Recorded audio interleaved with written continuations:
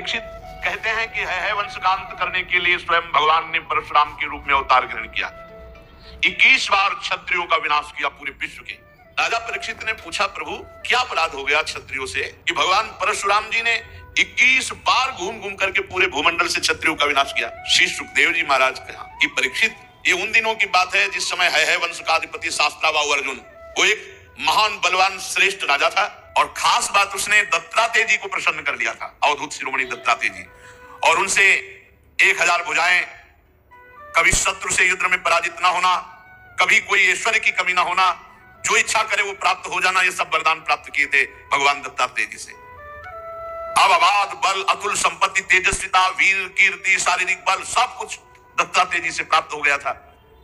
एक तरह से वो महायोगेश्वर खुद बन गया था दत्तात्रेय जी की कृपा से। शास्त्राबाहु अर्जुन वो ऐसी सिद्धियां जान गया था कि सूक्ष्म से सूक्ष्म, स्थूल से स्थूल वो शरीर धारण कर लेता। बड़ी सिद्धियां उसकी, वो वायु की तरह कहीं भी पहुंच जाता। ऐसी सिद्धियां दत्तात्रेय जी से प्राप्त की।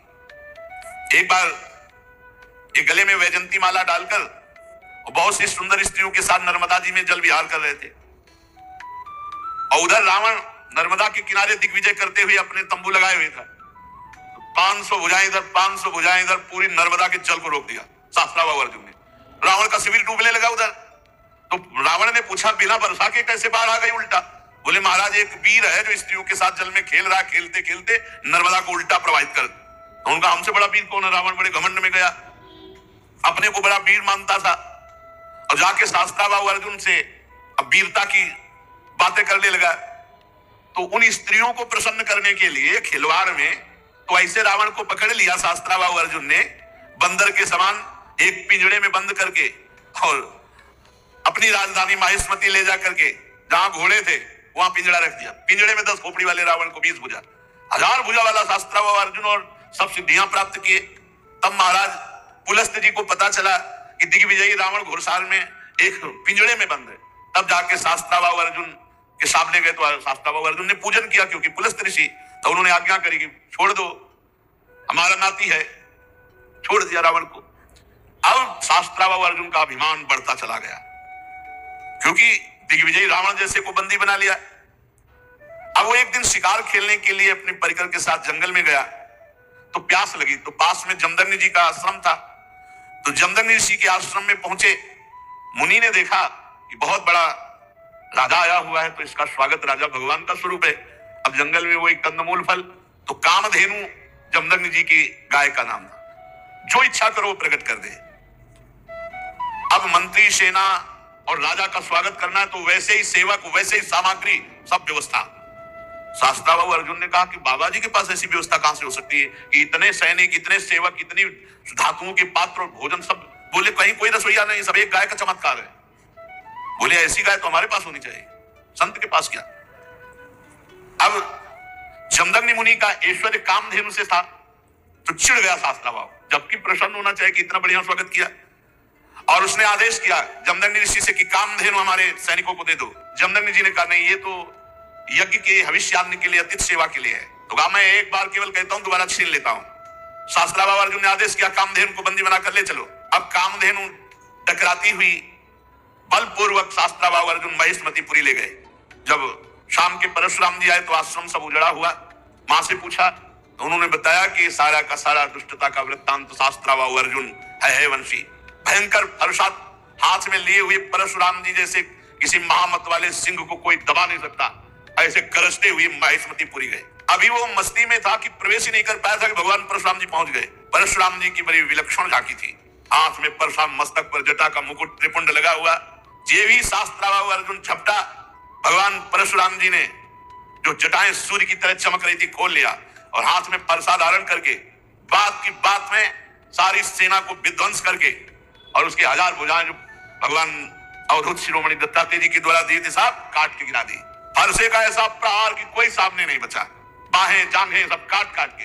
परशुराम जी के बाणों से जब है पति का सर्वनाश हो गया तो 10,000 लड़के थे शास्त्राबाहु अर्जुन के, 10,000। भगवान परशुराम जी 10,000 लड़के तो अभी नहीं थे इनके साथ, ये अलग थे। सब पूरे परिकर सहित शास्त्राबाहु अर्जुन को मार डाला भगवान परशुराम जी ने। कामधेनु छुड़ाकर आश्रम में ले आए। माहिष्मतीपुरी के शास्त्राव अर्जुन का विनाश बड़ा आश्चर्य में। जमदग्नि जी ने कहा, हाय हाय परशुराम, तुम क्या उपद्रव करते हो? अरे राम राम, वो राजा था, गाय ले जा रहा था, ले जाने देते, तुमने हत्या क्यों कर दी? राजा सर्वदेव में होता, तुमने अपराध किया। अरे हम लोग ब्रह्म ऋषि हैं, क्षमा हमारा बल है, संसार हमको इसीलिए पूजता है क्योंकि हम क्षमावान हैं। तुम्हारे ब्रह्मा जी भी क्षमा के बल से ही ब्रह्म पद पर स्थित है। ऋषियों की शोभा क्षमा होती है, ये सर्वशक्ति प्रदर्शन नहीं। भगवान तुम पर प्रसन्न हो, अब तुम तप परायण हो, तुमने अपराध किया, राजा का वध किया, ये ब्रह्म हत्या से भी बढ़कर है। जाओ तीर्थों का सेवन करते हुए तप करो और इसका प्रायश्चित कर डालो। भगवान परशुराम जी घुटने टेक कर जमदग्नि जी के आगे जो आज्ञा। अब 1 वर्ष तीर्थ यात्रा करके अपने आश्रम पर आए। परशुराम जी की माता रेणुका गंगा तट पर संध्या के लिए गंगा जल आदि लेने गई थी। वहां एक गलती हो गई माता जी से। आज सत्संग में कहा, नेत्र वाणी कान संभाल के नहीं अपराध बन सकता किसी से भी। तो वहां गंधर्वराज चित्ररथ अप्सराओं के साथ जल विहार कर रहा था। गंधर्वराज के जल विहार करते समय अंग प्रत्यंग और अप्सराओं की वो क्रीड़ा माता जी कुछ क्षण देखती रही, अच्छा लगा। बस कोई कामना नहीं हुई, कोई मलिनता नहीं आई, बस देखती रही, अच्छा लगा। और भूल गई कि संध्या का समय पतिदेव तर्पण आदि के लिए इसमें लिखा हुआ है कि उनका मन गंधर्वराजम क्रीडंतम मत्सरोभीर पश्यत, अच्छा लगा। विलोकयंती क्रीडंत मुदकार्थम नदीम गताहा, उनका मन खींच गया चित्ररथ की इस अप्सराओं से केल। कहा जमदग्नि जी का एकांतिक भजनमय स्वभाव, और माता जी ने जब चित्ररथ गंधर्व की केली देखी अप्सराओं से तो अच्छा लगा। बस ये संध्या का समय बीत गया। भगवान जमदग्नि जी इंतजार कर रहे हैं, ऐसा कैसे हो गया कि संध्या की अवहेलना हो गई और अभी तक रेणुका जल लेकर नहीं आई। अब जे भी होश आया जमदग्नि ऋषि को भयभीत हो गई कि अब तो भारी अपराध बन गया। वो महर्षि के सामने आई है, गंगा जल का कलश रखा, हाथ जोड़कर खड़ी हो गई। जमदग्नि मुनि ने कहा, मैं देख रहा था तुम्हारा मन चित्ररथ गंधर्व की केली देखने में खिंच गया। तुम अपराधी हो, पापिनी हो, तुम एक ब्रह्म ऋषि की पत्नी होकर ऐसा कैसे देखा?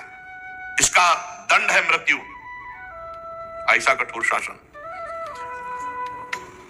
अन्य पुत्रों से कहा, मार डालो इसको, रेणुका को। किसी भी पुत्र की हिम्मत नहीं हुई। इतने में तीर्थ यात्रा करके भगवान परशुराम जी आए, प्रणाम किया तो उनका बेटा, मां और भाइयों को मार डालो। परशुराम जी ने कोई विचार नहीं किया, तत्काल मां और भाइयों के फरसे से गले उड़ा दिए। सत्यवती नंदन महर्षि जमदग्नि जी बहुत प्रसन्न हुए और कहा, बेटा तुम्हारी जो इच्छा हो वरदान मांगो। परशुराम जी ने कहा, मेरी मां मेरे भाई जीवित हो जाए, उनको ये पता भी न रहे कि मैंने वध किया है। तत्काल जीवित हो गए। भगवान परशुराम जी के ऐसा कहते हुए ऐसे उठ के बैठ गए जैसे सो गए, पूरे सकुशल। परशुराम जी को पता था हमारे पिता जमदग्नि जी कितने महान पवित्र ऋषि और तपोबल संपन्न हैं। शास्त्राबाहु अर्जुन के वध का प्रायश्चित कर लिया था। परशुराम जी एकांत आश्रम के कोने में बैठकर ध्यानस्थ थे। बहुत दिनों के बाद शास्त्राबाहु अर्जुन के लड़कों के हृदय की जलन, वो आए और देखा महर्षि जमदग्नि अग्निशाला में ध्यानस्थ बैठे हैं। उनको बाहर की कोई शुद्ध नहीं, वो सब प्लान बना के आए थे। पूरे आश्रम को उजाड़ दिया और माता रेणुका बड़ी दीनता से प्रार्थना कर रही थी, एक भी बात ना मानी और जमदग्नि जी का सिर काट ले गए। जमदग्नि जी ध्यानस्थ थे, बड़े नीच कार्य किए आश्रम में। रेणुका जी चीख पड़ी, बेटा परशुराम। ध्यानस्थ थे भगवान परशुराम जी। उनका मां का करुण क्रंदन, भागे फरसा लेकर। जब नजदीक आए तो देखा जमदग्नि जी का सर काट ले गए। परशुराम जी को अत्यंत क्रोध। माता से कहा कि विलाप मत करो, वीर पुत्रों की मां विलाप नहीं करती।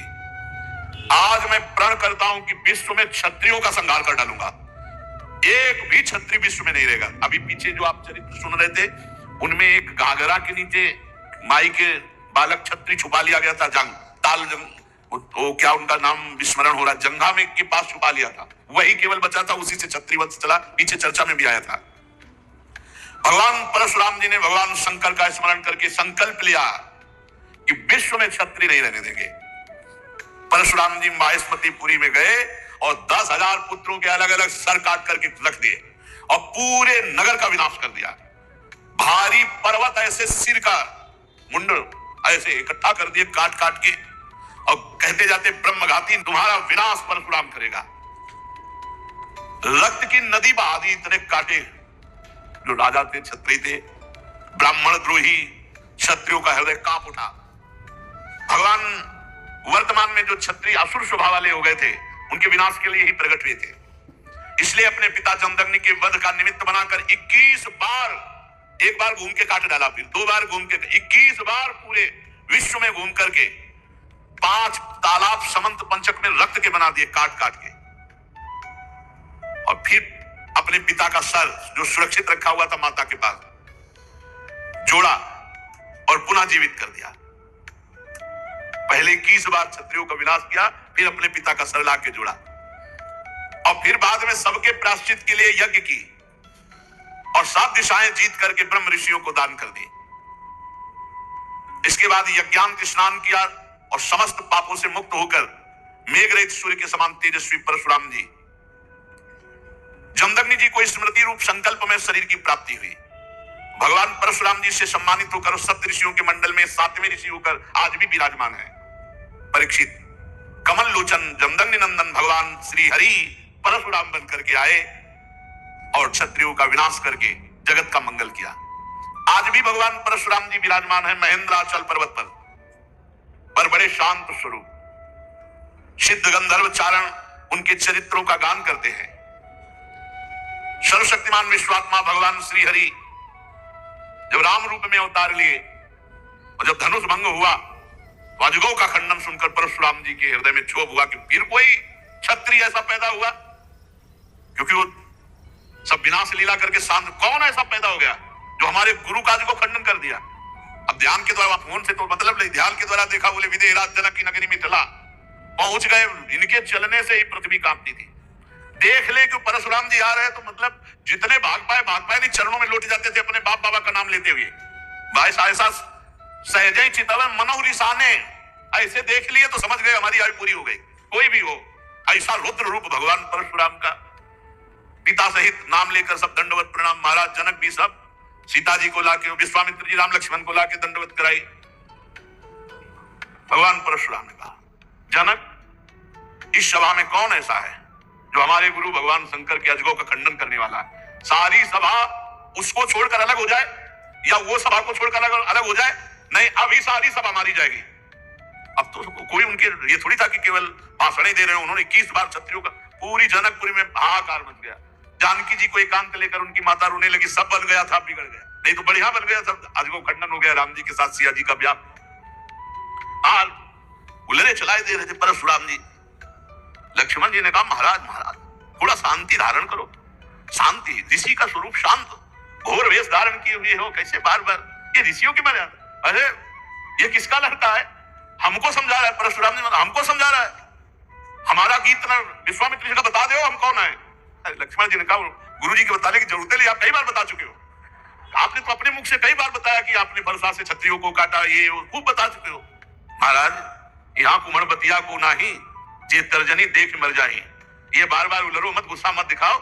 यहाँ कुम्हड़ा की बतिया नहीं कि तुम्हारी तर्जनी उंगली देखने से हम, महाराज हम रघुवंशी हैं।